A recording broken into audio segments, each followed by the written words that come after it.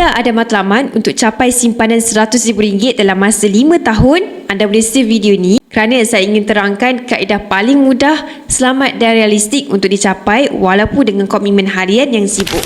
Kaedah ini bukan bergantung pada nasib tetapi strategi jangka panjang menggunakan emas. Untuk capai RM100,000, anda boleh letakkan target simpan 143 gram emas. Ada dua kaedah utama untuk anda menabung emas. Kaedah yang pertama, anda boleh menabung 2.4 gram emas setiap bulan secara konsisten selama 60 bulan atau 5 tahun. Kaedah yang kedua, anda boleh menabung sekitar 1,600 setiap bulan di akaun emas gap dan tabungan ini akan disimpan dalam bentuk gram emas. Emas sama seperti hartanah, ada aset dengan appreciation value yang mana harganya meningkat setiap tahun. Sejarah 20 tahun telah menunjukkan harga emas naik secara purata 10% setahun. Bermakna harga emas akan meningkat sekitar 835 per gram 5 tahun akan datang.